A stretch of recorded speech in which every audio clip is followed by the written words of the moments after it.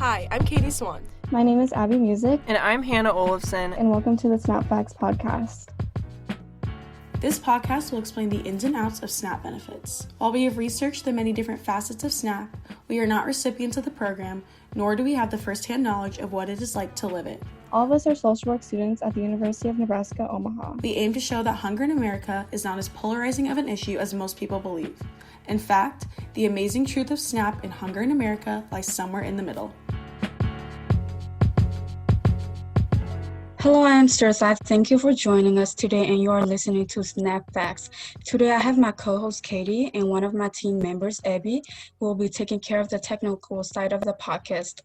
As you may already know from the earlier episodes, we are students at the University of Nebraska at Omaha, and we are currently studying to become social workers.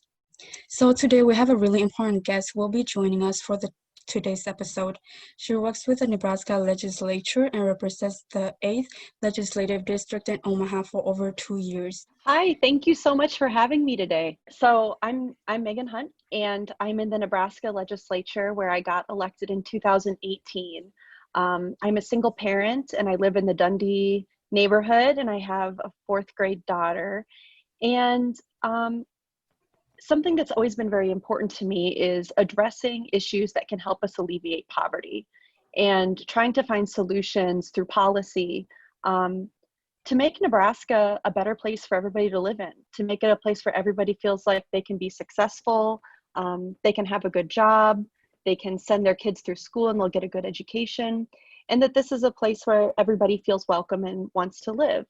And part of that is going to be addressing poverty always. And SNAP, Supplemental Nutrition Assistance Program, is a really big part of that. So that's something I campaigned on to get into the legislature. And once I was elected, I introduced several bills to expand access to SNAP, to increase the people who are eligible for SNAP. And that's something that I'm going to continue to work on for the rest of my career, whether that's in elective office or just in public service in general, whatever it is, because it's something I really think is so important. Yeah, so now that we know a little bit about you, we have a few questions to ask. So do you believe or think that food is a human right? Yes, I do think that food is a human right, especially in the United States, especially in a country that has so much wealth and so much privilege. None of our friends and neighbors in the United States should be going hungry, period. I think that in this country, if we say that we have the right to life, liberty, and the pursuit of happiness, then we certainly have the right to access food, because that's what sustains life. In 1944, a lot of people don't know this, and I wish that this is something that we talked about more.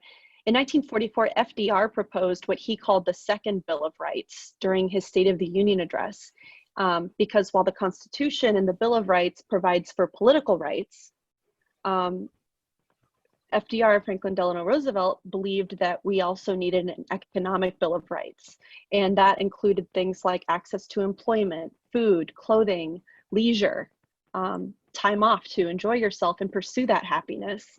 And at the United Nations, of course, they affirmed the Universal Declaration of Human Rights, which states that everybody has the right to a standard of living adequate for the health and well-being of their family, including food, clothing, housing, medical care, and necessary social services. So I don't think that it should be a controversial statement, especially in the United States of America, where we have so much capacity to provide benefits for people who are facing poverty, that food is absolutely a human right, and that should be a baseline thing that everybody can agree on. Yeah. So since you're working with the Nebraska legislature, what criteria do you consider when creating a SNAP bill? One thing that I look at is first, who in Nebraska would be eligible for benefits, if not, but isn't, due to certain circumstances or actions that have disqualified them from receiving SNAP. So one way that we approach this in the legislature is I introduced a bill to say that if you have any drug convictions, that won't prevent you from having access to SNAP, because Nebraska is one of the few states that says if you've ever had a drug conviction in your past, and you've done your time and you've served your sentence and now you're reintegrated into society, you still cannot access SNAP if you have a drug offense on your record. And so that's something that I've worked to undo in Nebraska.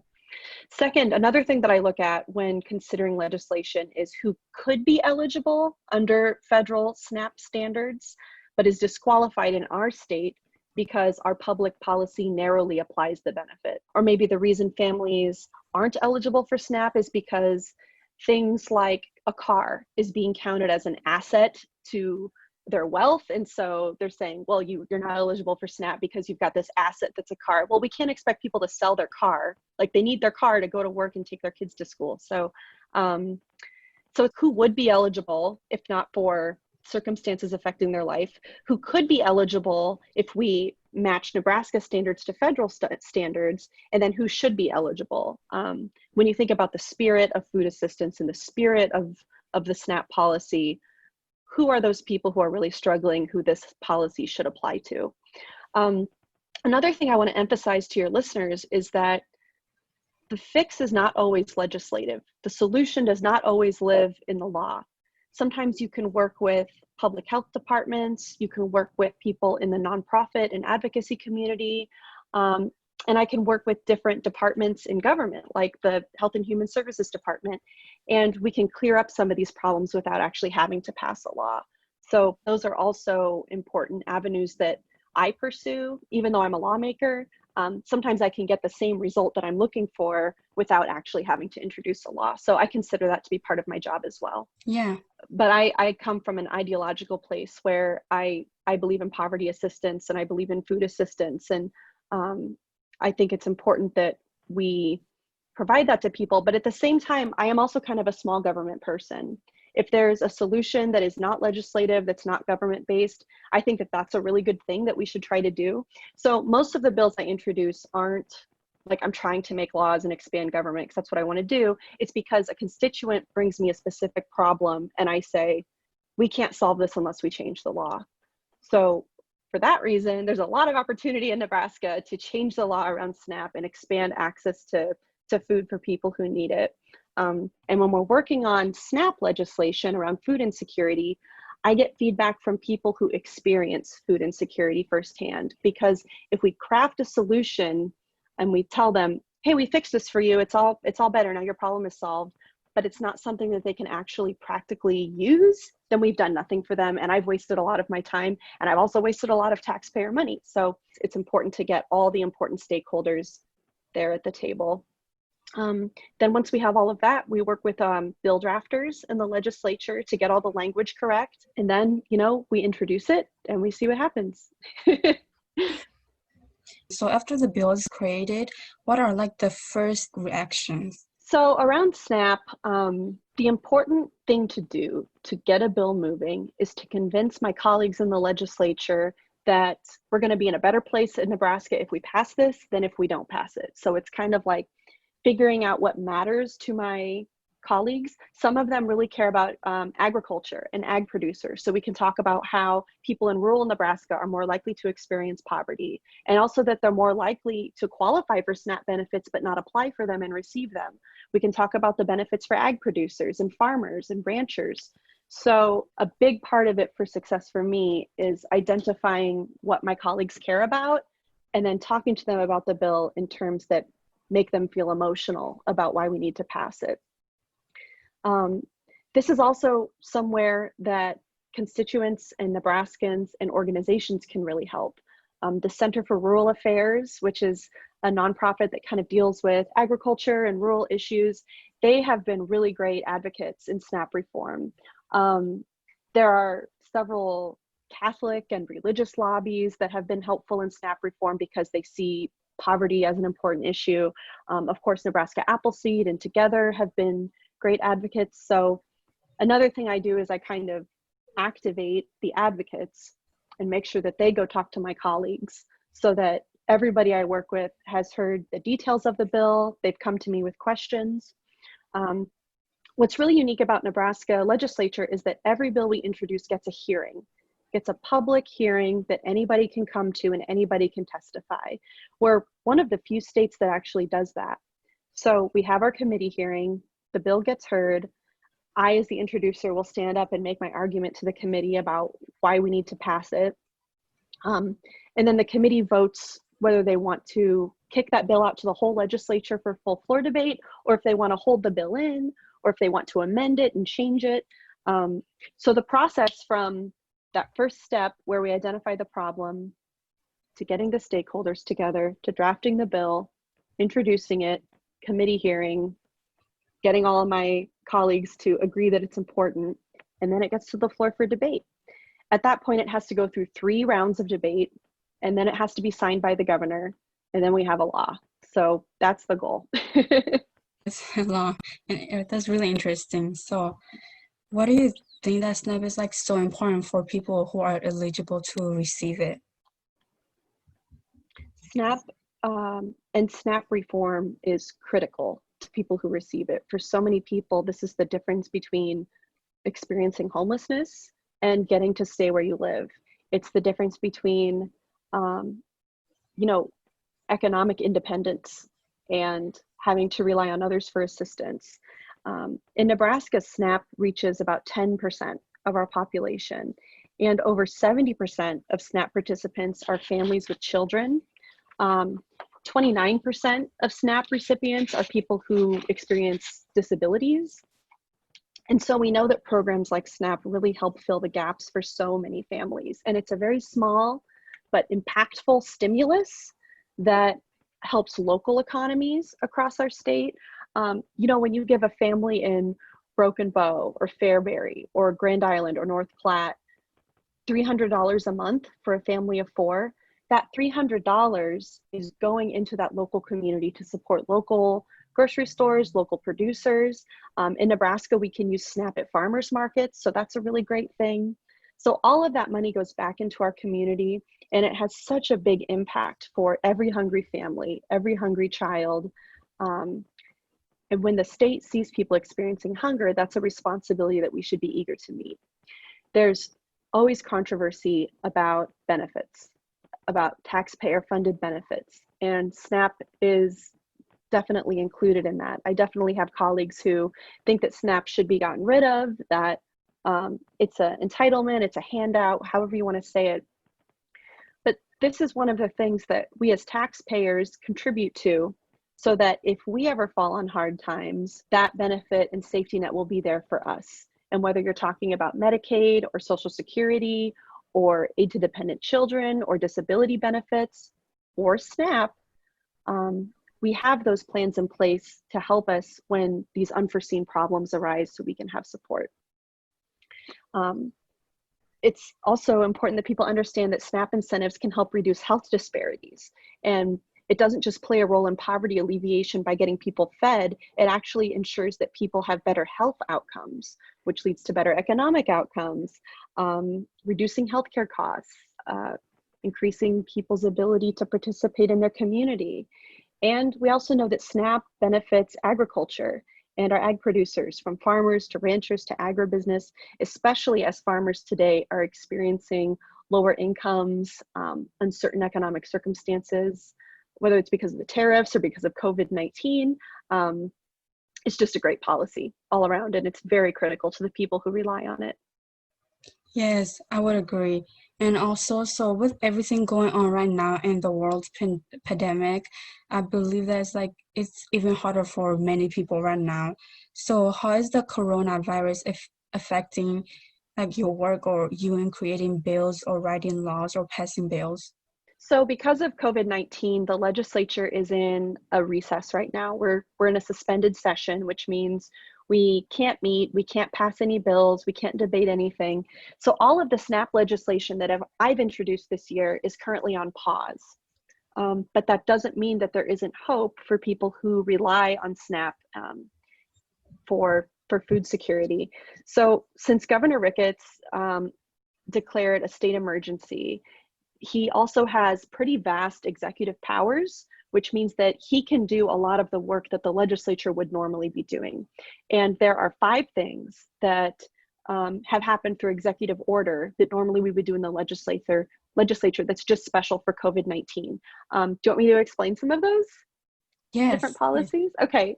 So one really great thing is through the CARES Act, which was passed by Congress, It allowed states to provide enhanced allotments to SNAP recipients. So that means that if a family is receiving $300 a month, but the maximum allotment for that family size is $409 a month, that family would receive an extra $109 for the month. So this is happening for March and April. It could be expanded, but one really great thing that we've decided to opt into in Nebraska is these expanded allotments, so that families who rely on SNAP can probably expect to see some extra benefits coming onto their cards. Another thing is the waiver of work requirements. So there's requirements for adults who are able-bodied, who don't have children. In order for them to receive SNAP, they have to be working. And what we've done in Nebraska is our Department of Health and Human Services has decided that able-bodied adults without dependents, without kids, will not lose their SNAP benefits unless they refuse to accept a job. So this isn't ideal, but what's great is that for people who rely on SNAP, if they lose their job because of COVID-19, they won't get a work requirement sanction. So the government won't say, hey, you have to be getting work right now, or you're not eligible for SNAP, whereas normally that's the case. So people who don't have kids, who are able-bodied adults, they can still rely on those benefits during COVID-19. Another thing that I'm really excited about that I've been fighting for a long time is the ability for people who rely on SNAP to buy groceries online. Something that many folks have been relying on during COVID-19 is being able to get grocery delivery, right? They bring it right to your door, it's contactless, it's super safe. And during coronavirus, that's what we're supposed to be doing. We're supposed to be staying out of grocery stores as much as we can. We're supposed to be staying home. But if you don't have the ability to buy groceries online and get that delivery, you're kind of at a disadvantage because it forces people who are food insecure to crowd into grocery stores and get their food when everybody else who has more money gets to stay home. So that's not really fair. But what's great is recently Nebraska joined an innovative pilot program to allow SNAP recipients to use their SNAP benefits to buy groceries online. Right now in Nebraska, Amazon and Walmart are the only participating retailers, but I think that that's going to expand soon, and we'll see other stores like Hy-Vee and Bakers and stuff participating too. I hope so.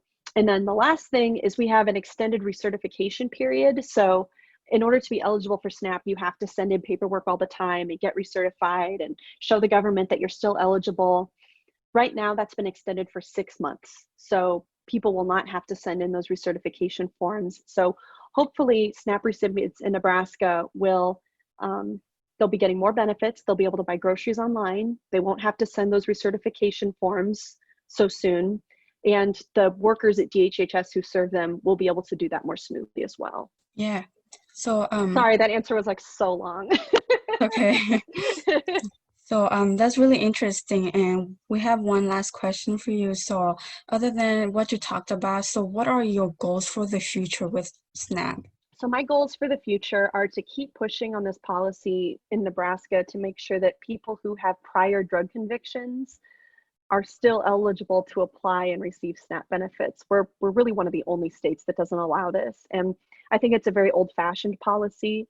It's not really fair that somebody could be busted for having marijuana when they're 18 and now they're 50 and they're experiencing poverty and they can't get benefits because of something they did when they were 18.